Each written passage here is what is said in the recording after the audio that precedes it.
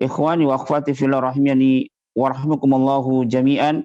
Selalu di awal kajian-kajian kita berdoa kepada Allah Ta'ala dengan seluruh nama-namanya yang husna dan sifat-sifatnya yang ulia. Semoga Allah Ta'ala memberikan kita taufik untuk dapat mentahqiq tauhid, membersihkan diri kita dari kotoran-kotoran kesyirikan, bid'ah dan maksiat, yang dengannya lah Allah Ta'ala akan masukkan diri-diri kita ke dalam surganya tanpa hisab dan tanpa adab. Kita lanjutkan kajian kita membahas kitab tauhid yang ditulis oleh Syekh Muhammad At-Tamimi. Pada pertemuan kali ini kita sudah memasuki al-bab al-hadi wal isrun, bab yang ke-21 dari 67 bab yang disusun oleh beliau dalam kitabnya yang mulia Kitab Tauhid. Bab yang beliau berikan judul Babun ma jaa anal guluwa fi kuburis salihin yusawwiruha awthanan tu'badu min dunillah. Bab berupa ancaman yang sangat keras bagi orang yang berbuat dulu terhadap kuburan orang-orang yang saleh, yang perbuatan tersebut bahwasanya gulu terhadap kuburan orang saleh bisa menyebabkan kuburan tersebut menjadi authan, sesembahan selain Allah Subhanahu wa taala yang disembah dari selain Allah. Adapun poin-poin pembahasan yang insyaallah kita akan jelaskan pada bab ini, ada 3 poin pembahasan. Yang pertama adalah hubungan bab ini dengan bab sebelumnya dan juga hubungannya dengan kitab tauhid yang an'am dari kitab Qaulul Mufid dan juga kitab Tamhid. Kemudian poin yang kedua adalah penjelasan judul bab yang an'am dari kitab I'anatul Mustafid dan juga kitab Qaulul Mufid. Kemudian poin yang ketiga adalah penjelasan dalil, dan dari dalil-dalil yang dibawakan oleh Syekh Muhammad At-Tamimi nanti kita akan sedikit menyinggung tentang hukum ziarah kubur baik bagi laki-laki maupun bagi perempuan. Kita masuk pada poin yang pertama, hubungan bab ini dengan bab sebelumnya. Sebagaimana dijelaskan oleh Syekh Muhammad bin Shalih Al-Utsaimin dalam kitabnya Qaul Mufid, beliau berkata, hadzal bab lahu silatun bima qablahu. Bahwasanya bab ini, bab yang ke-21 ini memiliki hubungan dengan bab sebelumnya, yaitu bahwasanya gulu terhadap kuburan orang saleh itu bisa menyebabkan kuburan orang saleh tersebut ya authanan menjadi authan, menjadi berhala yang disembah dari selain Allah Subhanahu wa taala. Sudah kita jelaskan pada bab yang sebelumnya bahwasanya gulu terhadap kuburan orang saleh adalah merupakan wasilah dari wasilah kesyirikan, yang ini secara hukum asalnya adalah syirkun asghar. Kita sudah jelaskan di antara bentuk gulu terhadap kuburan orang saleh yaitu beribadah kepada Allah di samping kuburan orang saleh. Dia beribadahnya kepada Allah Subhanahu wa taala ikhlas karena Allah Subhanahu wa taala, tapi dia beribadah kepada Allah di samping kuburan orang saleh dengan keyakinan bahwasanya kuburan orang saleh adalah merupakan tempat yang berbarokah. Jadi seandainya kalau beribadah di sana, salat, berdoa, bernadar kepada Allah Subhanahu wa taala atau menyembelih untuk Allah Subhanahu wa taala di tempat tersebut, maka Allah Subhanahu wa taala akan lebih mengabulkan, akan lebih menerima ibadah yang dia lakukan dibandingkan tempat yang lainnya. Dan secara hukum asal perbuatan ini adalah hukumnya syirkun asghar, akan tetapi ya perbuatan tersebut lama kelamaan maka akan bisa menjadikan kuburan orang saleh tersebut sebagai berhala yang disembah dari selain Allah Subhanahu wa taala. Maka ya hubungan bab ini dengan bab sebelumnya sangatlah sesuai. Tatkala pada bab sebelumnya Syekh Muhammad At-Tamimi menjelaskan ya di antara peringatan yang sangat keras bagi orang yang beribadah kepada Allah di samping kuburan orang saleh, yang mana hal tersebut adalah hukumnya syirik asghar, dan perbuatan tersebut ia bisa menjadikan kuburan orang saleh sebagai authanan tu'badu min dunillah, sebagai berhala yang disembah dari selain Allah Subhanahu wa taala. Dan nanti kita akan ya mendapatkan penjelasan dari Syekh Muhammad At-Tamimi. Beliau membawakan dalil-dalil dari as-sunnah yang memang demikian itulah ya apa adanya seseorang yang mereka pada awalnya mungkin beribadah kepada Allah di samping kuburan orang saleh, tapi berjalannya waktu lama kelamaan akhirnya orang tersebut beribadahnya kepada penghuni kubur tersebut. Dan Syekh Muhammad bin Shalih Al-Utsaimin menjelaskan, wal kuburu laha hakun alaina min wajhaini.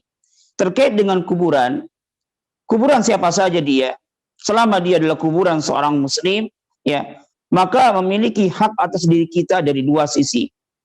Yang pertama adalah tidak boleh bagi kita ya untuk meremehkan kuburan. Yajibu laha minal ihtiram. Wajib bagi kita untuk memuliakan kuburan. Dan tidak boleh bagi kita untuk duduk di atas kuburan. Wa ma asbaha dzalika, dan yang lain-lainnya. Dari perintah Rasulullah sallallahu alaihi wasallam yang menunjukkan akan wajibnya bagi kita untuk memuliakan kuburan. Ya, sebatas apa yang telah ditetapkan oleh syariat. Di antaranya adalah sebagaimana diriwayatkan oleh Imam Muslim, larangan bagi kita untuk duduk di atas kuburan.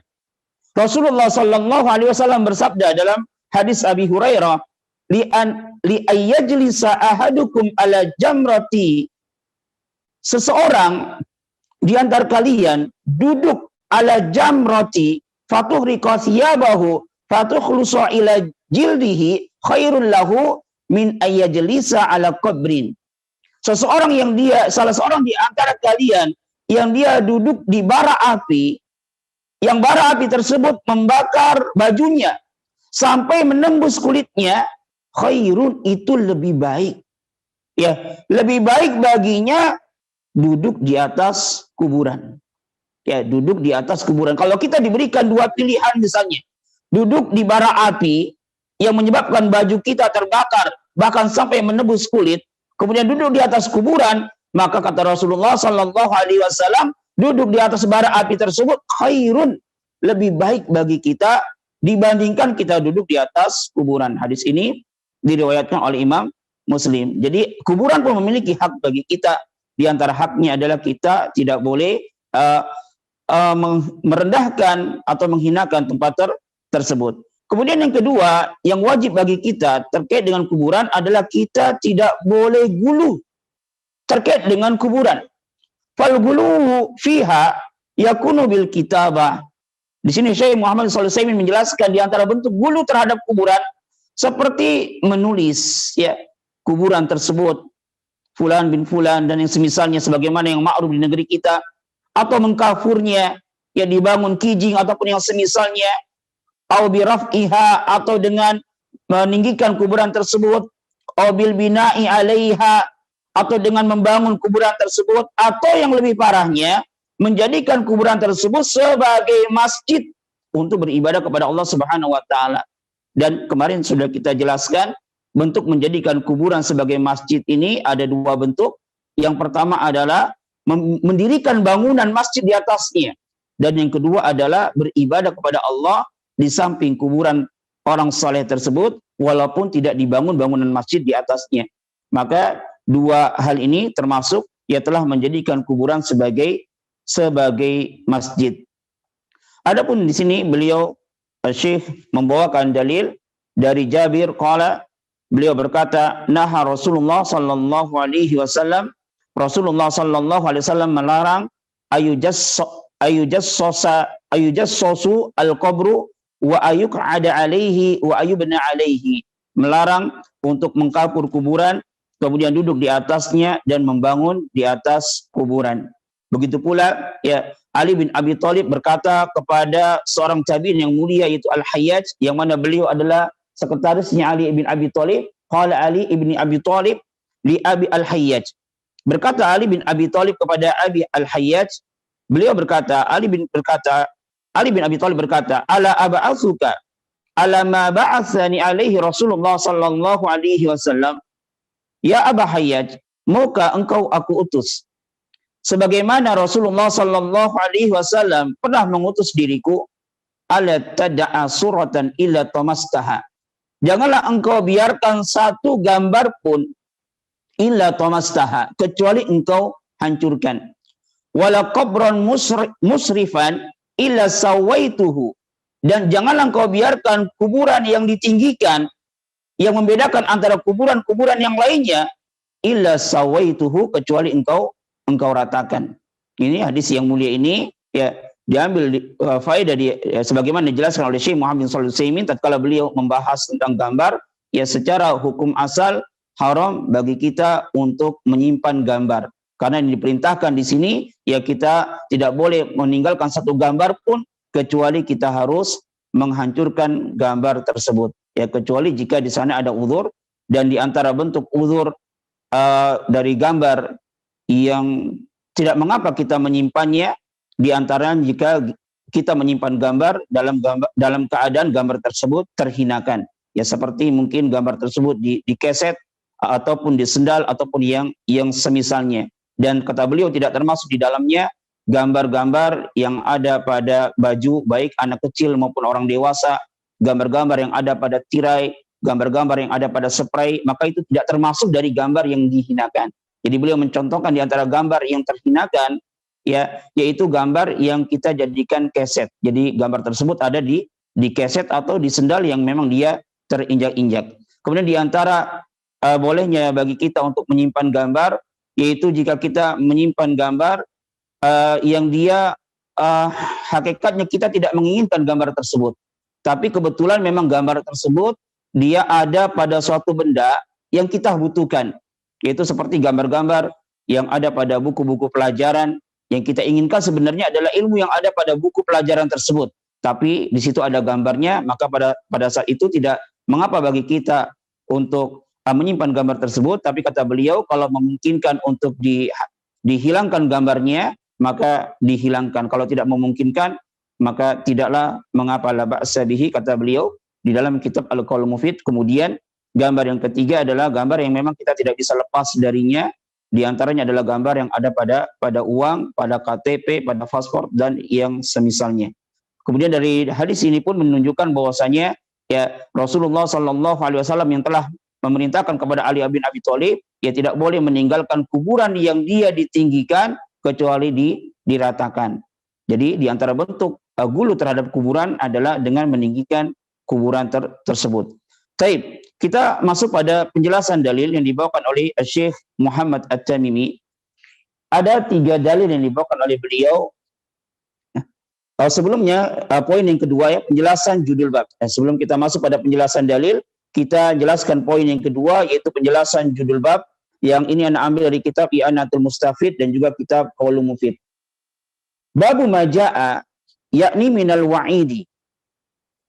Bab apa-apa yang telah datang dari ancaman anal guluwa fi kuburis salihin, bahwasanya gulu terhadap kuburan orang salih. Telah berlalu penjelasan bagi kita makna dari gulu. Kata Syekh Shalih Al-Fauzan, wa huwa az-ziyadatu an hadil masru', yaitu melampaui batas dari suatu perkara yang telah ditetapkan di dalam syariat. Dan di antara bentuk gulu terhadap kuburan orang saleh adalah az-ziyadatu fi ta'zimiha, itu melampaui batas di dalam mengagungkan kuburan-kuburan orang saleh, dikarenakan hal tersebut adalah merupakan wasilah atau sebab menuju kesyirikan. Kemudian yang disyariatkan li'anal masru'a, kata beliau, sesungguhnya yang disyariatkan terhadap kuburan orang-orang saleh, bahkan kuburan kaum muslimin secara umum, adalah kita memuliakannya, kita tidak boleh menghinakannya, dan kita harus menjaga kuburan anil adha, dari perkara-perkara yang bisa merusak kuburan tersebut, dan kita menziarahi ahli kubur dengan memberikan salam kepada mereka, mendoakan mereka, dan kita mengambil pelajaran dari keadaan-keadaan mereka. Ini adalah sesuatu yang disyariatkan terkait dengan kuburan. Adapun di antara bentuk kuburan adalah seseorang yang berziarah kubur litabarruk, ya dalam rangka untuk tabaruk dengan tempat tersebut, atau berdoa kepada Allah di sisinya, atau salat kepada Allah di sisinya, roja'al ijabah, karena mengharapkan Allah Subhanahu wa taala ini mengijabahi dari ibadah yang dia lakukan. Hadza huwa al-gulu. Maka ini adalah di antara bentuk gulu terhadap kuburan orang saleh ataupun kuburan kaum muslimin secara umum. Kenapa? Itu adalah di antara bentuk gulu dikarenakan Allah Subhanahu wa taala dan Rasulnya tidak pernah mensyariatkan perbuatan tersebut. Bahkan ya Rasulullah Sallallahu Alaihi Wasallam dalam hadis-hadis yang mulia, sebagaimana kita telah sebutkan pada pertemuan yang telah lalu, ya melarang bahkan melaknat pelaku orang-orang yang gulu terhadap kuburan orang saleh. Kemudian perkataan mu'alif, yusayyuruha, perbuatan tersebut, yaitu gulu terhadap orang-orang kuburan orang saleh, ini akan menyebabkan fil mustaqbal, ya, pada waktu yang akan datang, dengan berlalunya zaman atau waktu, authanan tu'badu, berhala yang disembah. Kemudian beliau di sini Syekh Shalih Al-Fauzan dalam kitabnya I'anatul Mustafid menjelaskan makna dari al-authan. Al-authan jam'u wathad. Al-authan ini bentuk jamak dari al-wathanu. Al-wathanu adalah ma'ubida min dunillahi min qabrin au syajarin au hajarin au ghairi dzalika. Wathan adalah sesuatu yang disembah dari selain Allah berupa kuburan atau pohon atau batu atau yang semisalnya. Amal sonamu, kata beliau, adapun sonam, ya kita sering mendengar atau dalam nas-nas dalam Al-Quran apapun As-Sunnah, sesembahan selain Allah terkadang disebut al-authan, yang authan ini adalah merupakan jamak dari wasanu, atau terkadang disebut al-asnam. Al-asnam ini adalah merupakan bentuk jamak dari sonam. Apa sih perbedaan antara al-wathan dengan as-sonam? Nah, di sini beliau, yaitu Syekh Shalih Al-Fauzan, coba menjelaskan. Kalau al-wathanu adalah sesuatu yang disembah dari selain Allah, dia berupa kuburan atau pohon-pohonan atau batu-batu ataupun yang semisalnya. Adapun as-sonam, fa huwa ma'ubida min dunillahi wa huwa ala suratin insanin aw hayawan. Yang biasa kita artikan sonam ini dengan apa? Patung. Kalau al-wathan dengan berhala. Ya. As-sonam adalah sesuatu yang disembah dari selain Allah, yang dia bentuknya manusia atau hewan. Ya, manusia atau hewan yang biasa kita sebut dengan patung. Hadza huwal farqu bainal wasan was-sonam. Ini adalah perbedaan antara wasan dan sonam. Kemudian tapi di sini beliau pun mengatakan waqad yuradu bis-sonam al-wasan wal akas. Namun terkadang itu ya yang diinginkan dengan sonam adalah wasan dan yang diinginkan dengan wasan adalah sonam. Sehingga Syekh Shalih Al-Fauzan beliau mengatakan, yaqulu, beliau berkata, idza dzakara ahaduhuma samula al-akhar. Jika disebutkan salah satu dari keduanya, maka maknanya mencakup yang lainnya. Idza dzukira as-sanam faqad dakhala fihi al-wathan. Jika ada suatu konteks kalimat, ya di situ hanya disebutkan kalimat sonam saja, waqad dakhala fihi al-wathan. Maka makna wathan pun masuk di dalamnya. Wa idza dzakara al-wathan, namun jika disebutkan wathan saja, faqad dakhala fi sonam, maka makna sonam pun masuk di dalamnya. Sebuah istilah yang sering, yang maklum bagi kita, idza iftaraqa ijtama'a wa idza istama'a iftaraqa. Jadi ada dua kalimat, idza istama'a iftaraqa. Jika dua kalimat ini ijtama'a, ya dia berkumpul dalam satu konteks kalimat, iftaraqa, maka maknanya berbeda-beda. Wa idza iftaraqa, namun jika dia disebutkan salah satunya saja, istama'a, maka maknanya pun terkumpul pada makna tersebut. Kalau disebutkan wasan saja, maka masuk di dalamnya makna sonam. Kalau disebutkan sonam saja, maka masuk di dalamnya makna wasan. Namun jika disebutkan dua-duanya, ya, misalnya janganlah kalian beribadah kepada wasan dan sonam. Oh, berarti kalau wasan ini sesembahan selain Allah, ya berupa kuburan, pohon-pohonan, intinya selain patung yang bergambar manusia dan hewan. Tapi kalau sonam adalah patung, yang patungnya ini adalah bergambar manusia ataupun maupun hewan. Kemudian perkataan mu'alif, tu'badu min dunillah, yang disembah dari selain Allah.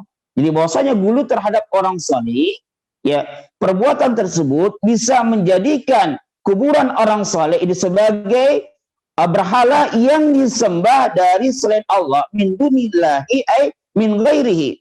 Dijelaskan oleh Syekh Muhammad bin Shalih Al-Utsaimin dalam kitabnya Qaulul Mufid, ya, makna dari perkataan mu'alif ini tu'badu min dunillah, disembah dari selain Allah, wa huwa syamilun, ini mencakup idza ubidat wahdaha. Ya, jika memang orang tersebut hanya beribadahnya kepada kuburan orang soleh tersebut, tidak beribadah kepada Allah. maka ini bisa dikatakan dia telah beribadah kepada selain Allah. Atau ubidat sama Allah, atau dia beribadah kepada kuburan orang saleh, namun juga beribadah kepada Allah Subhanahu wa taala. Ya, dia beribadah kepada Allah, namun juga dia beribadah kepada selain Allah. Atau dia hanya beribadah kepada selain Allah, maka masuk di dalamnya pada kalimat tu'badu min dunillah. Maka dia telah menjadikan berhala tersebut sesembahan dari selain Allah. Ima dia memang hanya menyembah kuburan tersebut tanpa menyembah Allah, atau ima dia pun menyembah Allah Subhanahu wa taala namun juga menyembah kuburan orang tersebut. Dan yang wajib bagi kita dalam beribadah kepada Allah Subhanahu wa taala adalah menunggalkan Allah di dalam peribadahan. Dan segala perintah di dalam Al-Qur'an maupun As-Sunnah sebagaimana yang dijelaskan oleh Ibnu Abbas, makna perintah di dalam Al-Qur'an maknanya adalah mengesahkan Allah Subhanahu wa taala di dalam ibadah, bukan hanya sekedar ibadah saja. Karena kalau hanya sekedar ibadah saja tanpa mengesahkan Allah, menunggalkan Allah dalam ibadah, maka itu hakikatnya bukan peribadahan. Hakikatnya adalah bukan at-tauhid. Karena orang-orang musyrikin yang diperangi oleh Rasulullah sallallahu alaihi wasallam pun mereka beribadah kepada selain Allah Subhanahu wa taala dan juga beribadah kepada Allah taala, sebagaimana yang mungkin pernah kita jelaskan pada awal-awal kajian, ya, tatkala ada seorang sahabat yaitu Imran yang sebelum masuk Islamnya pernah ditanya oleh Rasulullah sallallahu alaihi wasallam, kam ilahan ta'budu, berapakah sesembahan yang kamu sembah? Maka Imran ini berkata, sab'atan, saya menyembah 7 sesembahan. Sittatan fil ardi wa wahidan fis sama. Saya menyembah 7 sesembahan, 6 sesembahan yang saya sembah di bumi dan 1 sesembahan yang saya sembah di atas langit. 1 sembahan yang disembah di atas langit maksudnya adalah Allah. Kemudian Rasulullah pun bertanya lagi, di antara 7 sesembahan itu mana yang paling kamu berharap dan paling takut dengannya? Maka Imran ini berkata, alladzi fis sama, itu sesembahan yang berada di atas langit, maksudnya adalah Allah.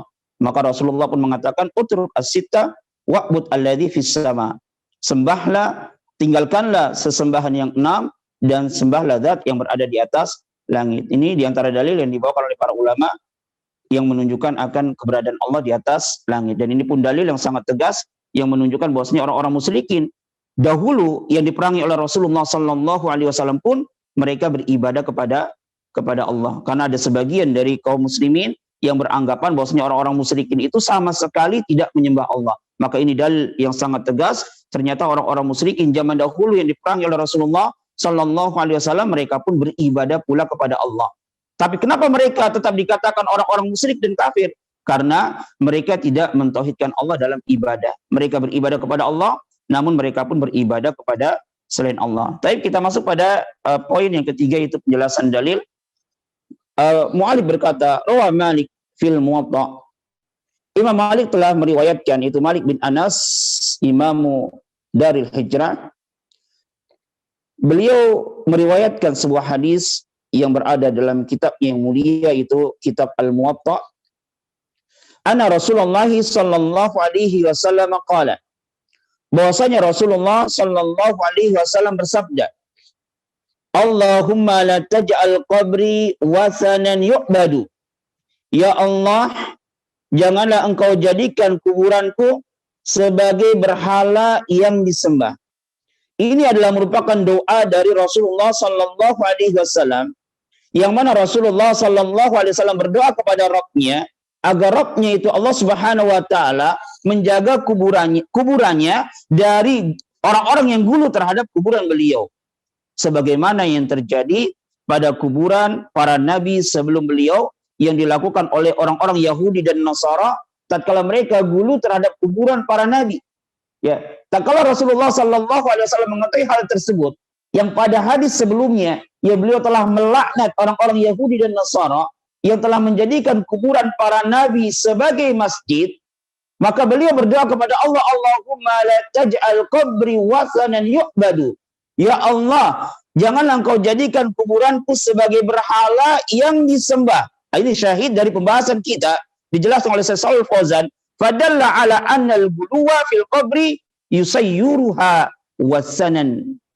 Ya, tu'badu min dunillah. Hal ini menunjukkan bahwasanya gulu terhadap kuburan ini bisa menjadikan kuburan tersebut ya sebagai wathan, berhala yang disembah dari selain Allah Subhanahu wa taala. Ini dalilnya sangat tegas ya dari sabda Rasulullah sallallahu alaihi wasallam bahwasanya berbuat gulu sebagaimana yang dilakukan oleh orang-orang Yahudi dan Nasara yang mereka menjadikan masjid beribadah kepada Allah Subhanahu wa taala sampai kuburan orang saleh, ini bisa menyebabkan ya lama kelamaan berjalannya waktu menjadikan kuburan tersebut sebagai berhala yang disembah.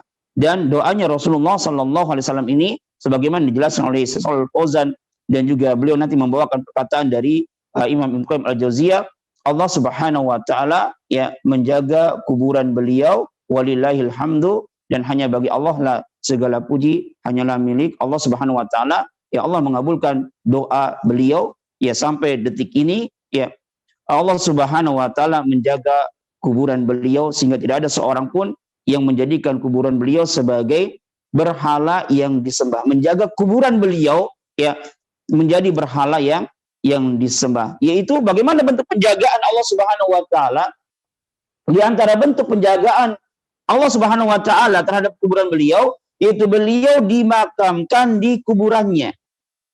Ya tatkala Rasulullah sallallahu alaihi wasallam beliau dimakamkan di rumahnya, yaitu di rumah Aisyah radhiyallahu anha. Maka tatkala Rasulullah sallallahu alaihi wasallam ini dikuburkan di kamar beliau, di rumahnya beliau, di kamarnya Aisyah, maka hal ini mencegah manusia ya untuk sampai atau menuju kepada kuburannya Rasulullah sallallahu alaihi wasallam. Wa sayabqa masunan biidznillah, ya maka Allah Subhanahu wa taala ya tetap menjaga dengan izin Allah Subhanahu wa taala kuburan Nabi sallallahu alaihi wasallam dan mengabulkan doanya Rasulullah sallallahu alaihi wasallam tatkala beliau dimakamkan di rumahnya beliau sendiri, yaitu tepatnya di kamarnya Aisyah radhiyallahu anha, sebagaimana telah berlalu perkataan Aisyah radhiyallahu anha. Beliau pernah berkata sebagaimana yang kita jelaskan pada pertemuan yang telah lalu, laula dzalika la ubriza qabruhu ghaira annahu khasiya ayutakhadha masjidan. Ya seandainya tidak khawatir akan hal yang demikian itu, yaitu dijadikan kuburan Rasulullah sallallahu alaihi wasallam sebagai masjid, niscaya kuburan beliau akan ditampakkan, dikubur bersama kaum muslimin di kuburan Baqi. Akan tetapi ya Rasulullah khawatir atau para sahabat khawatir kalau ditampakkan maka kuburan tersebut dikhawatirkan dijadikan sebagai masjid. Oleh karena itulah para sahabat karena mengkhawatirkan hal tersebut dan juga karena berdasarkan sabda Rasulullah sallallahu alaihi wasallam yang pernah didengar oleh salah seorang di antara mereka bahwasanya setiap nabi itu ya dimakamkan di mana mereka meninggal, maka ya Rasulullah sallallahu alaihi wasallam dimakamkan di rumahnya. Dan Ibnu Qayyim ya beliau berkata, fa ajaba rabbul alamin du'aahu fa ahatahu bi salasatil jidaran. Ya, dan Allah Subhanahu wa taala Rabb semesta alam mengabulkan doa beliau wa ahatahu, yaitu dengan menjaga atau mentembok kuburan Rasulullah sallallahu alaihi wasallam dengan tiga tembok. Kemudian Rasulullah sallallahu alaihi wasallam bersabda, "Ishtadda ghadabullahi ala qaumin." Sangat besar kemurkaan Allah atas suatu kaum, ittakhadhu qubura anbiya'ihi masajida, yang mereka telah menjadikan kuburan-kuburan nabi-nabi mereka sebagai masjid. Dijelaskan oleh Syekh Shalih Fauzan, tahdzirun ba'da tahdzirin. Ini adalah peringatan di atas peringatan. Peringatan di atas peringatan.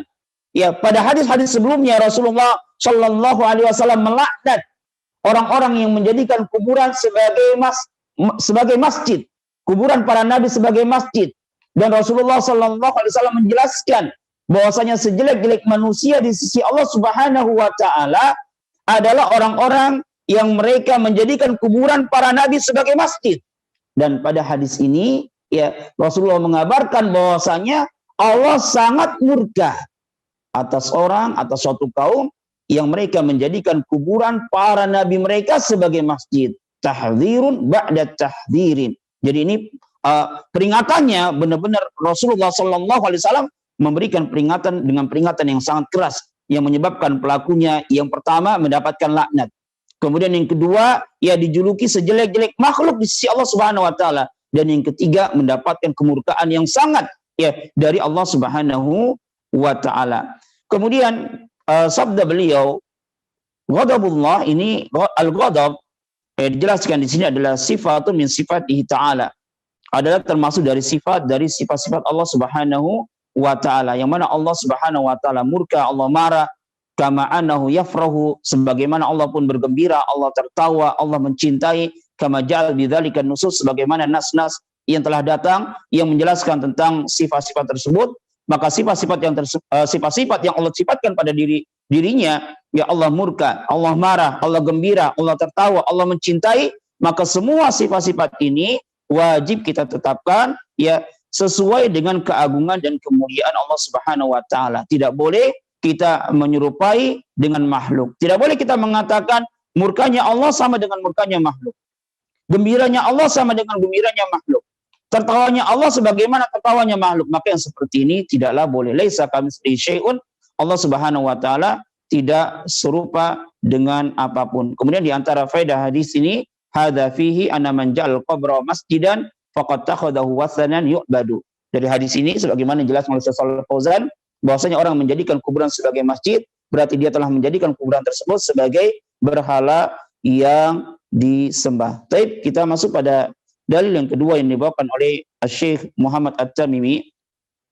Wali bin Jarir, dari Ibnu Jarir, yaitu Muhammad bin Jarir At-Tabari, Al-Imam Al-Jalil, imam yang mulia, Imamul Mufassirin, imamnya para tafsir, yang beliau memiliki kitab tafsir, yang kitab tafsir beliau ini sebagai rujukan bagi ulama-ulama setelah beliau. An Sufyan, dari Sufyan, di sini dijelaskan ada dua kemungkinan Sufyan di sini.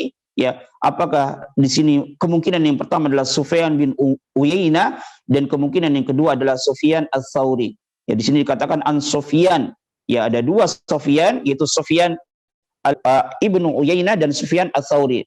Dan Syekh Shalih Al-Fauzan, begitu juga Syekh Shalih Al-Utsaimin menguatkan kemungkinan yang kedua, yaitu yang dimaksud Sufyan di sini adalah Sufyan Ats-Tsauri. An Mansurin, yaitu Mansur ibnu Al-Mu'tamir, imamun jalilun wa thiqah. An Mujahid, Mujahid adalah imam mufassirin min tabi'in, dari kalangan tabi'in, dan beliau adalah min akbari talamid Abdullah bin Abbas, ya termasuk dari kibarnya muridnya Abdullah bin Abbas. Yang mana beliau Mujahid ini, beliau pernah berkata, aradtu al-mushaf ala ibni Abbas min awali ila akhirih. Jadi saya membaca mushaf Al-Quran bersama Ibnu Abbas dari awal sampai akhir. Akifu inda kulli ayah. Saya berhenti di setiap ayat. Wa as'aluhu an ma'nahu. Dan saya pun bertanya kepada Ibnu Abbas tentang maknanya. Jadi Imam Mujahid ini adalah seorang tabi'in. Beliau adalah imam mufassirin dari kalangan tabi'in yang belajar Al-Quran kepada Ibnu Abbas. Min awalihi, kata beliau, ila akhiri, dari awal sampai akhir. Akifu inda kulli ayat, yang mana saya berhenti inda kulli ayat, setiap ayat saya berhenti dan saya bertanya kepada Ibnu Abbas ya tentang makna dari ayat tersebut. Fi qoulihi ta'ala, itu tentang firman Allah, di antaranya itu tentang firman Allah Subhanahu wa taala, afara'aitumul lata wal uzza, ila akhir ayat. Ya. Afara'aitumul lata wal uzza, lata, uzza dan manat, ini adalah nama-nama berhala yang disembah oleh orang-orang Arab. Ya, qala, beliau berkata, Imam Mujahid berkata dalam menafsirkan ayat yang mulia ini, kana yaluttu lahumus sawiq. Luttu as-sawiq adalah mencampurkan adonan tepung bisamin dengan minyak, yang mana ya lata yaluttu ini, beliau adalah seorang laki-laki yang salih yang membuat adonan roti min ajli it'amin nas.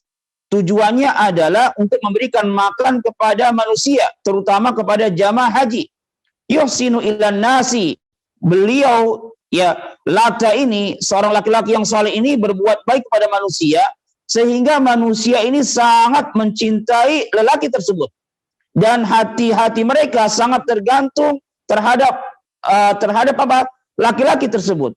Falamma mata, maka tatkala laki-laki tersebut, orang saleh ini, yang sering membuat makanan dan dibagikan kepada manusia, meninggal dunia, akafu ala qabrihi, maka manusia pun ya mereka beriktikaf berdiam diri ya di sisi kuburan tersebut, sehingga lama kelamaan hatta sara wasanan, sehingga menjadi wasan yang disembah dari selain Allah Subhanahu wa taala. Sebagaimana di sini dikatakan famata fa'akafu ala qabrihi, ya, maka mereka tatkala lelaki ini meninggal dunia, maka mereka pun para manusia mereka itikaf di atas kuburan lelaki soleh tersebut. Maka hal ini sangat jelas menunjukkan bahwasanya gulu terhadap kuburan orang soleh bisa menjadikan kuburan orang soleh tersebut ya disembah menjadi ausan, menjadi berhala atau sesembahan yang disembah dari selain Allah Subhanahu wa taala. Wa kadza qala Abu Al-Jauza, ya begitu pula berkata Abu Al-Jauza, ya beliau adalah Sufyan Ibnu Abdullah Ar-Rabai dari Ibnu Abbas. Beliau pun berkata kana yalu tasawi qalil had, ya apa yang dibawakan oleh beliau ini pun semisal riwayat yang dibawakan oleh Ibnu Jarir dan dari Ibnu Abbas. Taib, kita masuk dalil yang terakhir yang dibawakan oleh Syekh Muhammad At-Tamimi. Wa an Ibni Abbasin radhiyallahu anhuma, dari Ibnu Abbas semoga Allah meridai keduanya, beliau berkata, la'ana Rasulullah sallallahu alaihi wasallam zairatil kubur wal muttakhidina 'alaiha al masajid was suruja. Rasulullah sallallahu alaihi wasallam melaknat para wanita yang berziarah kubur dan orang-orang yang menjadikan di atas kuburan tersebut masjid dan penerang. Ya. Perkataan Ibnu Abbas, la'ana Rasulullah sallallahu alaihi wasallam, makna dari al-la'nu sebagaimana yang sudah kita ketahui bersama adalah at-tardu wal ib'adu an rahmatillah, yaitu diusir dan dijauhkan dari rahmat Allah Subhanahu wa taala. Makna dari la'ana Rasulullah sallallahu alaihi wasallam, ya bahwasanya Rasulullah sallallahu alaihi wasallam mendoakan laknat bagi orang-orang yang melakukan perkara apa yang disebutkan dalam hadis yang mulia ini. Dan ini menunjukkan ya bahwasanya apa yang dilakukan di dalam hadis ini adalah termasuk dari al-kabair. Apabila ada suatu perbuatan yang menyebabkan pelakunya ini mendapatkan laknat, maka menunjukkan perbuatan tersebut adalah termasuk dari al-kabair. Di sana ada dosa al-kabair, di sana ada dosa as-shaghair. Dan untuk kita mengetahui batasan dosa itu adalah al-kabair, di antaranya adalah jika pelakunya itu mendapatkan laknat ya dari Allah Subhanahu wa taala atau dari Rasulullah sallallahu alaihi wasallam, mendoakan laknat agar orang tersebut dijauhkan rahmat Allah Subhanahu wa taala, berarti menunjukkan ya perbuatan tersebut termasuk dari al-kabair yang tidaklah diampuni kecuali dengan cara bertobat. Adapun dosa-dosa kecil, maka ini bisa diampuni dengan amal soleh yang dilakukan oleh seseorang. Kemudian sabda Rasulullah, zairatil kubur. Zairah ini adalah bentuk dari zairatun, ya, para wanita. Wa ziyaratu huda maknaha, dan ziarah maknanya adalah al-khuruju ilal maqabir. Maksud di sini adalah keluar menuju pekuburan. Kemudian di sini dibahas ya oleh Syekh Muhammad bin Shalih Al-Utsaimin dan juga oleh Shalih Al-Fauzan ya tentang hukum ziarah kubur. Dikatakan di sini hukum ziyaratir rijalil kubur. Adapun hukum ziarah kubur bagi laki-laki ini ada 3 keadaan. Ziyaratul rizalil kubur laha salah satu ahwal. Jadi hukum ziarah kubur bagi laki-laki ini ada 3 keadaan.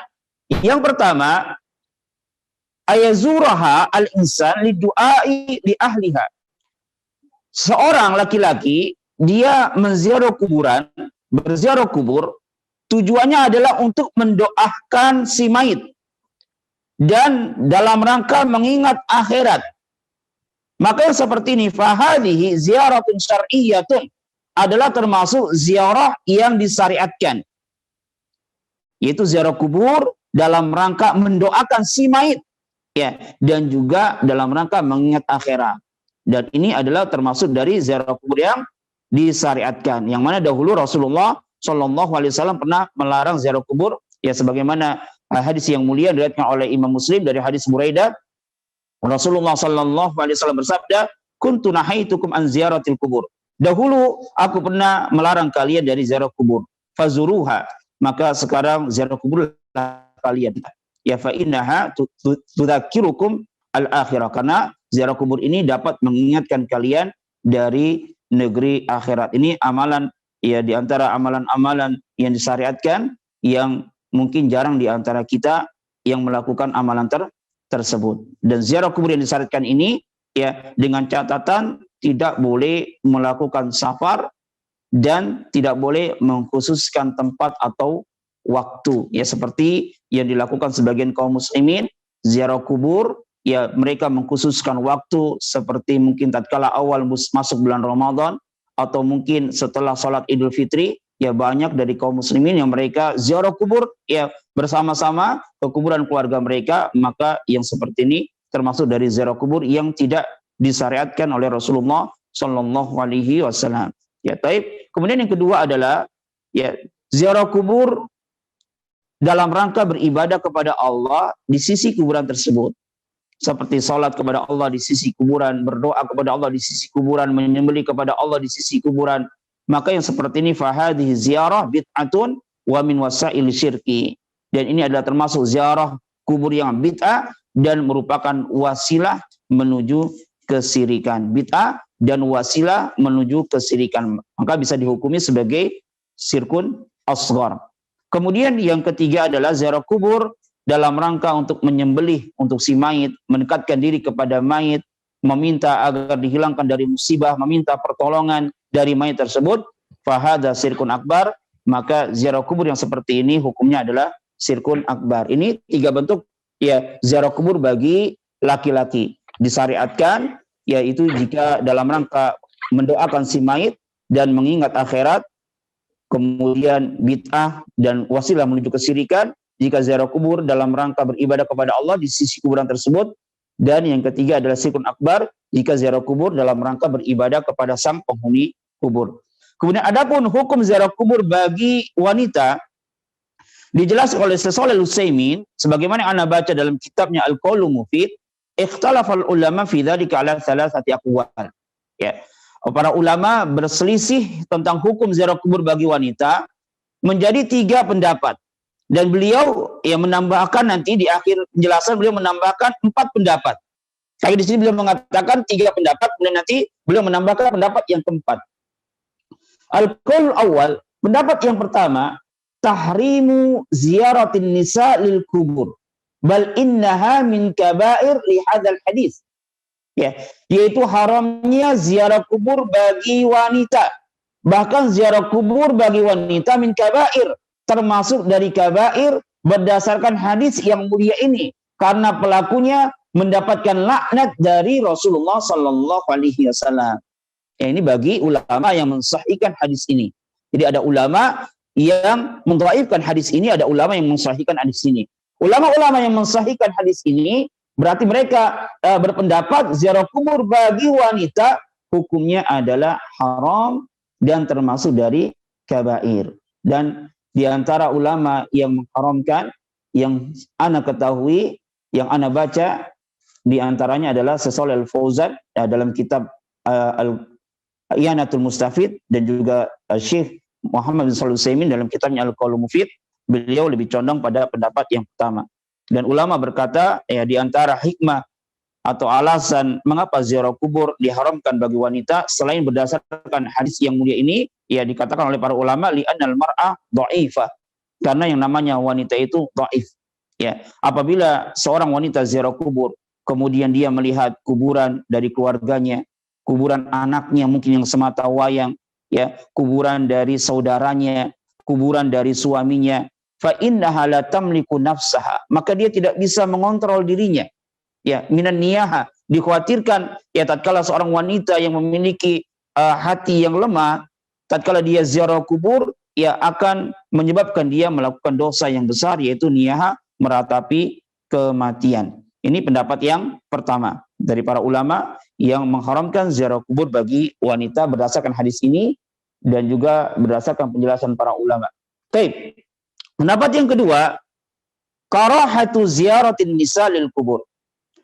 Itu dimakruhkan ziarah kubur bagi wanita la tasilu ila tahrim, yang kemakruhan ini tidak sampai pada derajat haram. Wa hadzal huwal masyhur min madhhab Ahmad an ashabihi, dan ini adalah pendapat yang kedua ini masyhur, merupakan pendapatnya mazhab Imam Ahmad bin Hanbal dari murid-murid beliau, li hadisi Ummi Atiyah, berdasarkan hadis Ummi Atiyah yang beliau berkata, nahaina anittiba'il janaiz wa lam ya'zib alaina, kami dilarang untuk mengikuti janaiz dan tidak menjazmkan atas kami. Dilarang tapi tidak sampai apa? Menjazmkan. Ya, berarti menunjukkan akan sekedar kemakruhan saja, tidak sampai kepada pengharaman. Ya, hadis ini diriwayatkan oleh Imam Bukhari dan Muslim. Ini pendapat yang kedua adalah pendapatnya dari mazhab Hambali. Ya, kemudian pendapat yang ketiga, annaha tajuzu ziyaratun nisa lil kubur. Bahwasanya boleh bagi wanita untuk ziarah kubur. Boleh, secara mutlak boleh. Ya, li hadisil mar'ah, berdasarkan hadis seorang wanita yang Nabi SAW pernah melewati wanita tersebut, wahiyya tabki inda qabrin, yang mana wanita tersebut menangis di sisi kuburan. Faqala laha, maka Rasulullah SAW bersabda, ittaqillah wasbiri, bertakwalah kepada Allah dan bersabarlah anti. Waqalat lahu ilaika anni, maka dia wanita ini berkata kepada Rasulullah, tinggalkanlah diriku. Fa innaka lam tusib bimithli musibati, sesungguhnya engkau tidak tertimpa musibah sebagaimana saya tertimpa suatu musibah. Ya. Kemudian Rasulullah pun berpaling dari perempuan tersebut. Faqila lahu, maka ada seseorang yang berkata kepada perempuan tersebut, hadza Rasulullah sallallahu alaihi wasallam, orang itu adalah Rasulullah sallallahu alaihi wasallam. Jadi wanita ini enggak tahu yang menegurnya dari Rasulullah sallallahu alaihi wasallam. Fajat ilaihi ta'tadiru, maka wanita ini pun mendatangi Rasulullah sallallahu alaihi wasallam dan meminta uzur kepada Rasulullah sallallahu alaihi wasallam, akan tetapi Rasulullah tidak memberikan uzur kepada wanita tersebut. Kemudian beliau bersabda, innamas sabru inda sadfatil ula, sesungguhnya hakikat kesabaran adalah tatkala pertama kali dia tertimpa suatu musibah, ya tatkala tertimpa musibah kemudian dia dapat bersabar, itulah hakikat dari kesabaran.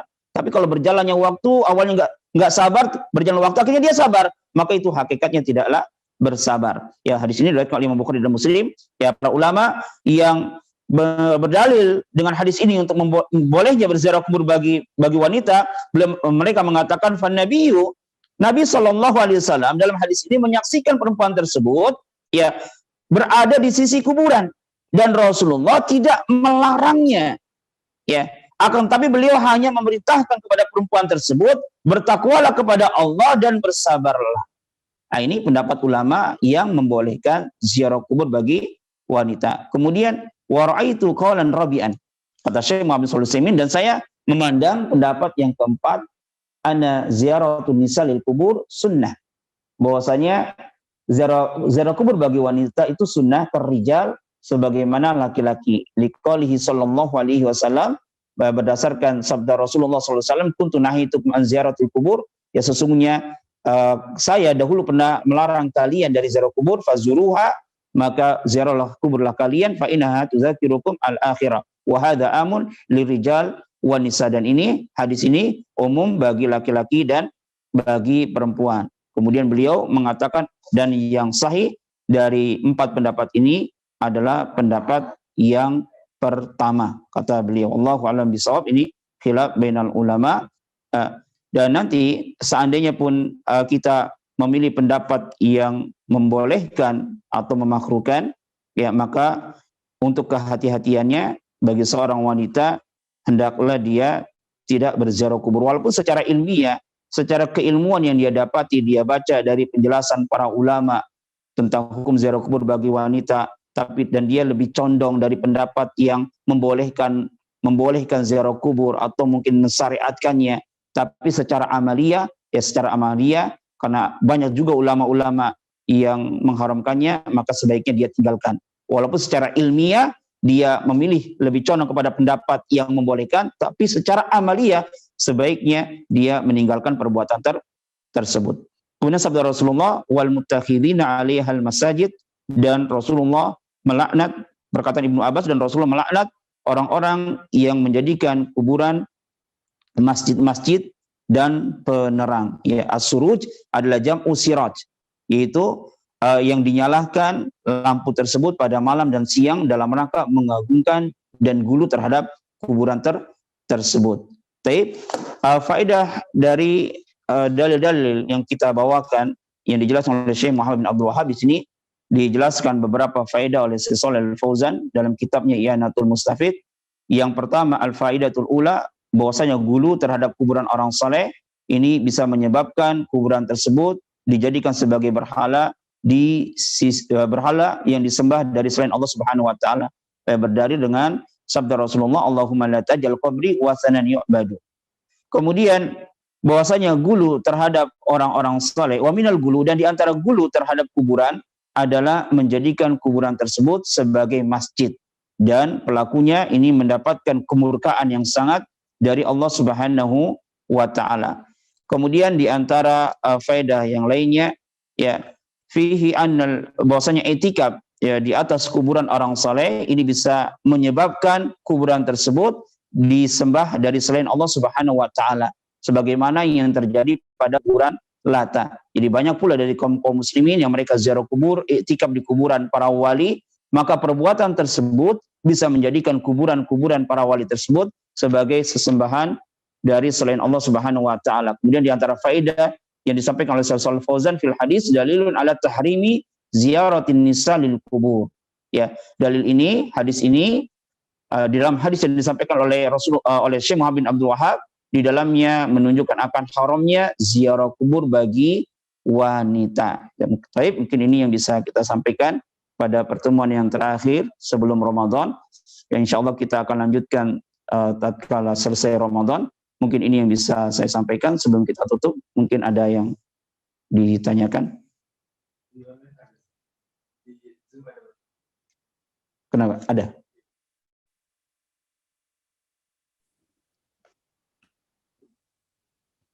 Ini pertanyaan kemarin pertemuan sebelumnya.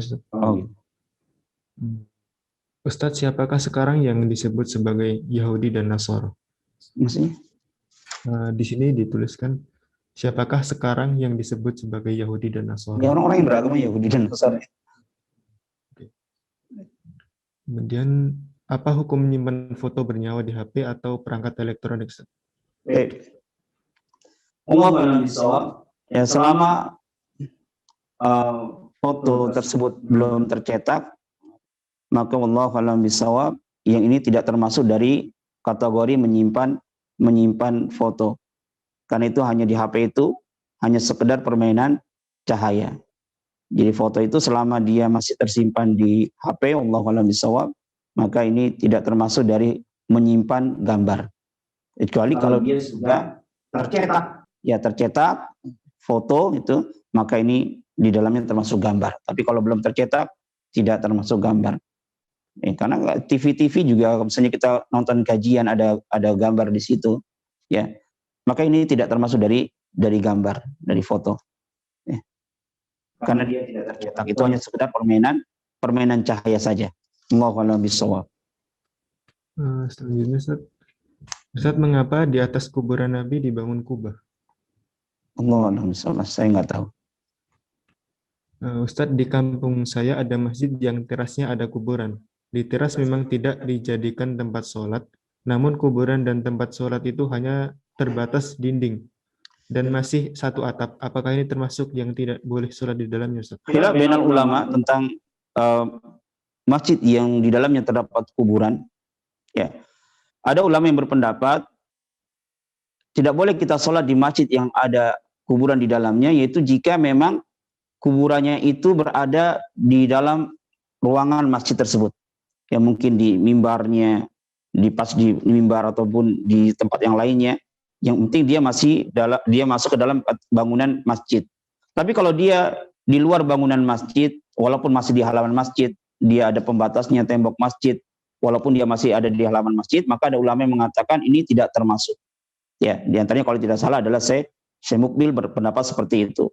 Tapi kalau ulama-ulama Saudi, di antaranya juga Syekh Shalih Al-Fauzan, kalau saya tidak salah ingat, ya, ini termasuk di dalamnya.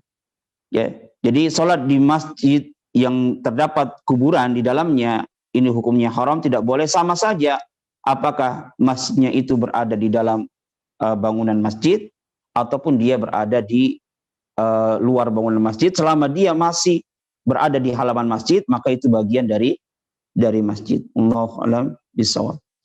Pertanyaan terakhir, Ustaz. Ya.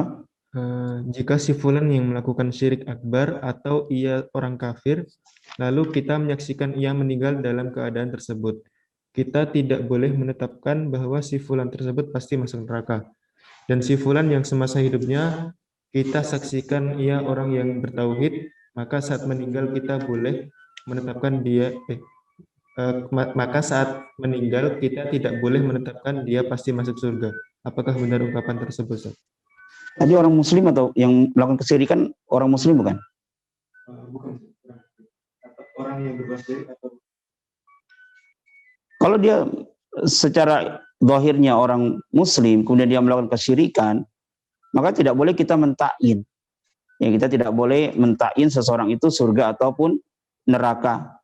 Ya, takyin secara perorangan, per person, tunjuk hidung, ya menetapkan si fulan surga, si fulan neraka, maka ini tidak dibolehkan. Tapi kalau pentakyinan secara umum, ya bahwasanya orang kafir jika dia mati maka pasti masuk ke dalam neraka, maka ini tidak masalah.